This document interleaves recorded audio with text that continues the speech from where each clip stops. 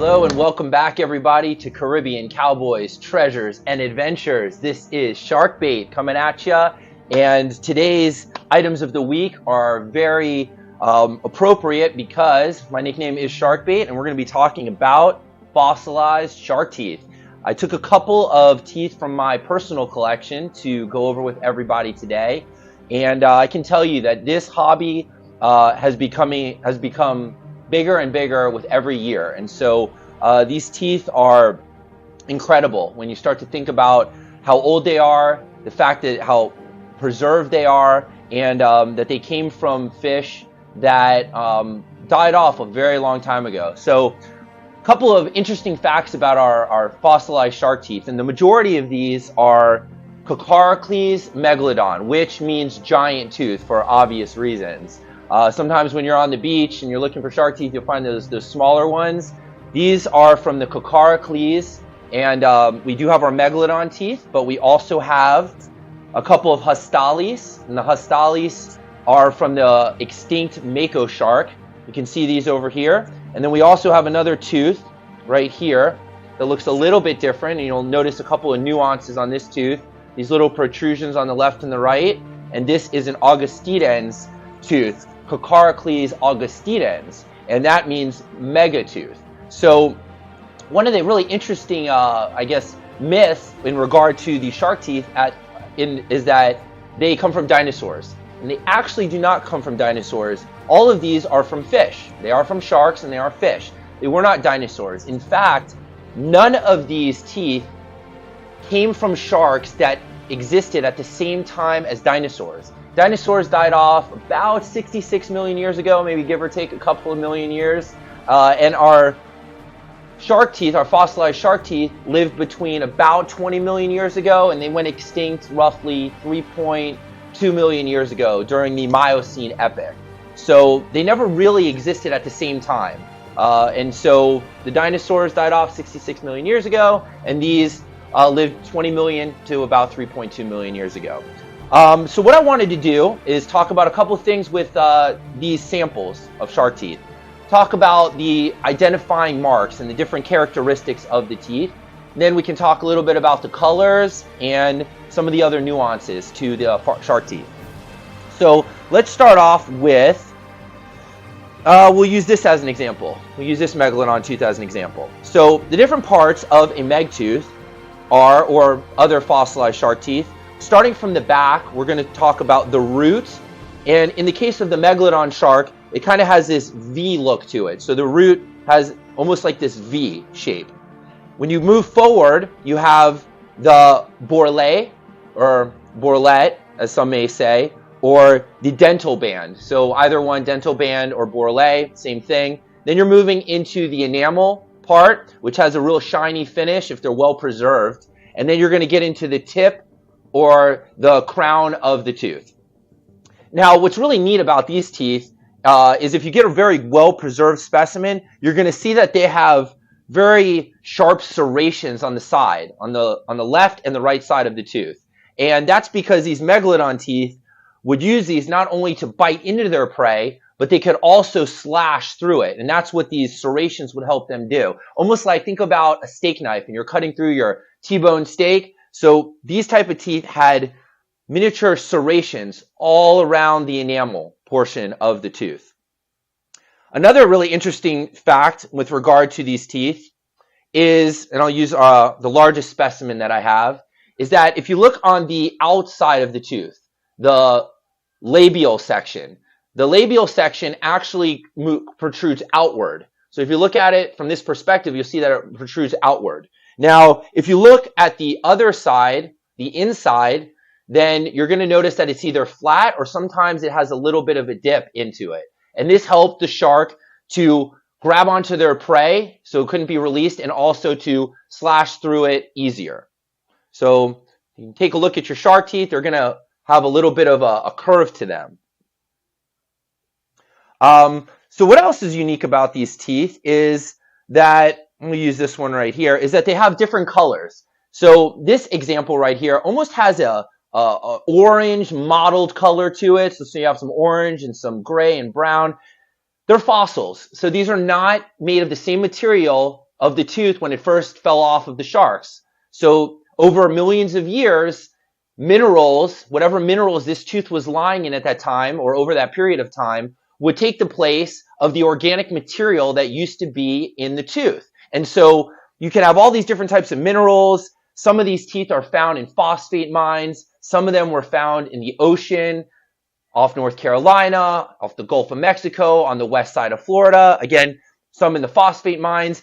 Megalodon shark teeth have been found, actually, this is a very interesting fact, they've been found all over the world except for Antarctica. So you can find these from Morocco. They've been found up into Maryland, Florida, Europe, all over the world, which is very interesting. They were very prolific apex predators at the time. And it's kind of a good thing that they don't live in our waters anymore, because if you're scared of a great white shark, you'd really be frightened of one of these, because some of the largest megalodons that lived were over 3 times the size of the largest great white shark that exists in our waters today. You're figuring the largest great whites are about, 19, 20 feet? So you're talking about 60-foot sharks. This is an example of a shark that may have been 60 feet or even possibly bigger. And we're going to talk about measuring shark teeth in a second, but take a look at this in comparison to my hand. Rows and rows of these teeth. Very, very powerful, very scary. So if you watch that movie Megalodon on TV, that shark does not live anymore. Very, very thankfully. Now, let's talk about what type of food these sharks would eat. They weren't eating little fish. They were massive, massive sharks. So they needed to prey on animals or other fish that were large, or marine mammals, dolphins, whales, ancient manatees, which are also called dugongs. So if you ever hear somebody talk about dugongs, they're talking about ancient manatees. What's interesting is when you're looking for megalodon teeth, and I have personally found all of these teeth, is that you'll find a lot of dugong rib bones. And so they're fossilized as well, and then some people will mistake them for rocks. So I'm going to show you those in a moment, but you'll find a lot of those where you'll see some of these teeth, because that's what they preyed on, and that was what was left over from the ancient dugongs. Now, what's also interesting about these meg teeth, or any shark teeth for that matter, is this is all that's going to remain of these prehistoric fish, because the rest of the shark was not made up of bone. So when you see dinosaurs or you see dinosaur fossils, those are from bone. Those are bones that became fossils. But the majority of the shark, or the rest of the shark, is cartilage.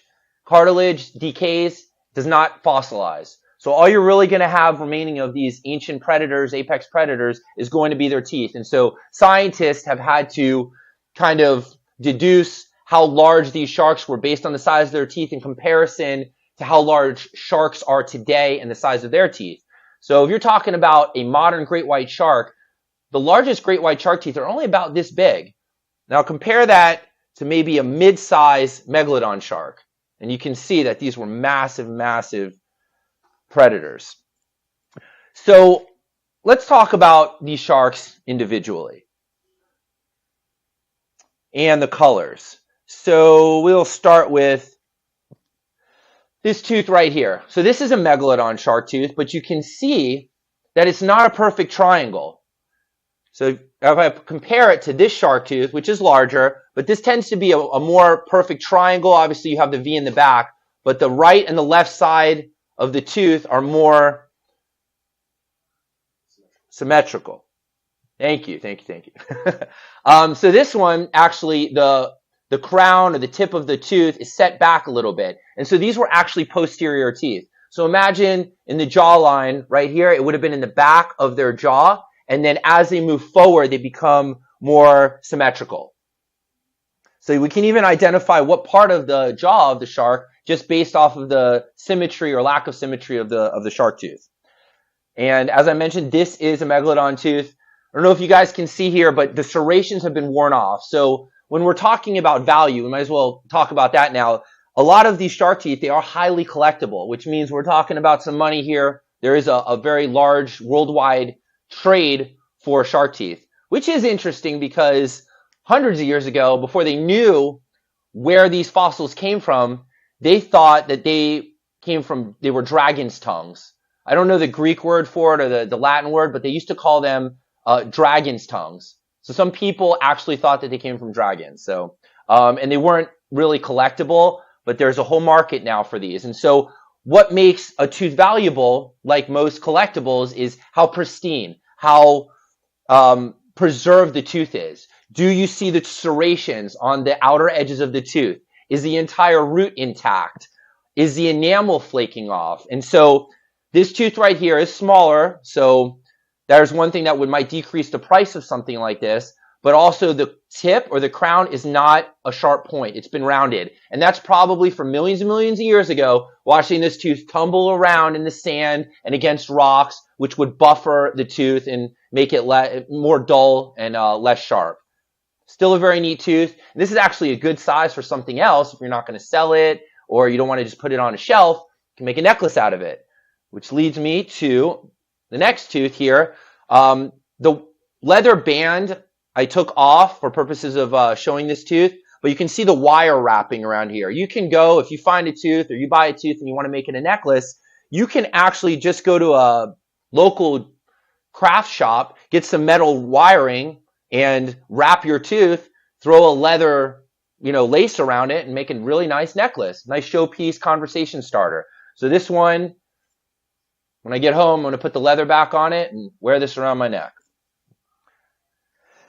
So let's move on to this tooth that I have been picking up a lot throughout this video. Again, this, if you can see, it has a lot of orange markings on the lingual side and the labial side, which is the inside. But it's mottled, so there are different minerals mixed together in order to create this really neat look on the enamel of this tooth. But it's also dull on both sides, and the tip, the apex here, is not as sharp as usual. So that might detract from its collectability, but for me, I love this tooth because of the colors. I have another Megalodon tooth here with a really nice V in the root. And if you look, it's got black, and it's not white, but it is kind of an off-white. So this would be called like a tuxedo color, black and white or kind of an off-white. There are teeth where you're going to find a pure white against a black borlée and a black root, and they call those the tuxedo teeth or tuxedo colors. This one has a little bit better serrations. The tip is still dulled off, which you're going to find on a lot of these teeth. That's the first part to kind of get smoothed out over the millions of years rolling around in the sediment. But this is still a very good specimen. And you can see it's got a nice curvature here as well. We have another really nice tooth here. Not perfectly triangular. There's an indent over here. And if you can see, there's kind of some marks in the serrations here. They're kind of dented in a little bit.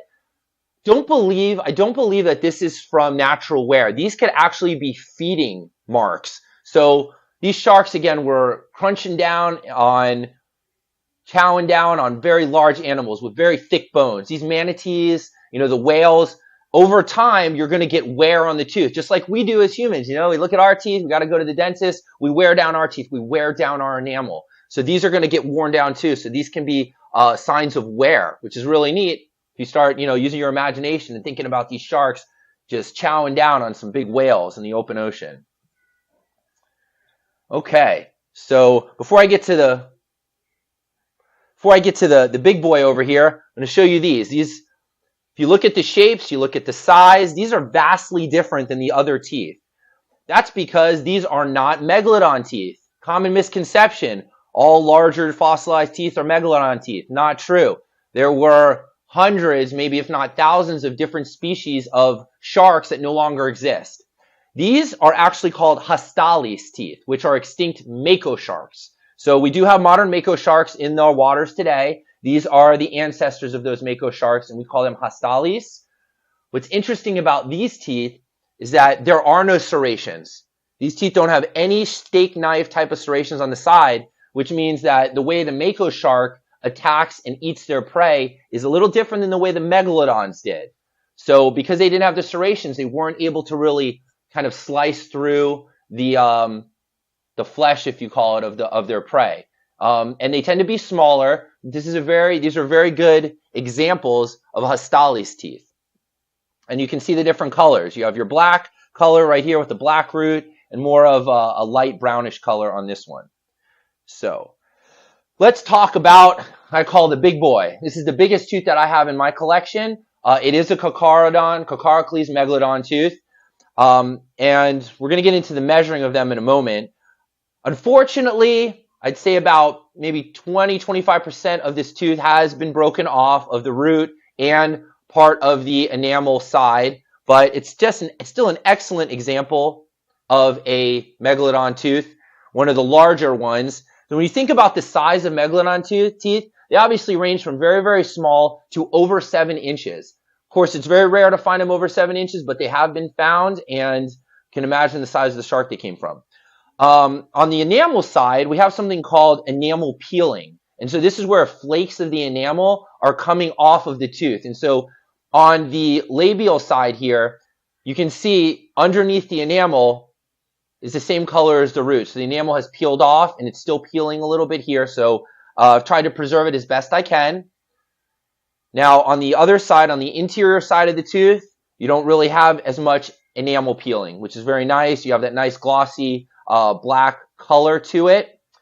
Now, the serrations on this tooth are pretty good. You get a microscope, you get a close-up of this tooth, you'll see tiny serrations all the way up to the tip of the tooth, and which is fairly pointy, actually. So this is a pretty decent specimen of a larger Megalodon tooth. Moving into my last tooth right here, you'll notice something different about this from the rest of the teeth that we've been talking about. This is not a Cocarocles Megalodon. This is a Cocarocles, I believe, Otitis augustitans tooth. Now, that means megatooth, similar to giant tooth for the Megalodon. And what makes this tooth different than the others is there's small protrusions, almost like little teeth on the left and the right of this species of shark. And these are highly collectible if they're in good condition. And this is a very nice color, I think, of the root and the tooth. You have some black stripes and some kind of cappuccino look. And so what I want to talk to you guys finally is about measuring your shark teeth, because that's how you determine, I guess, as far as marketability and just to know, like, how big of a shark did this come from. I don't like to use a regular tape measure. You can go to Amazon. You can go and buy a caliper for less than $10. Very easy to use. Got 3 buttons on here. You have your millimeter, inches. I like to set it to the inches, on, off, and then to zero it out. So I'm going to press the red button here. I'm going to have all zeros. Make sure that I am on the inches, because I like to use the inches for measurement. And I'm just going to give you an example using the largest shark tooth. Even though part of it's broken off, we're going to measure this shark tooth from the complete side. And you always measure from the beginning of the root over here to the crown or the apex or the tip of your tooth. Let's do it like this.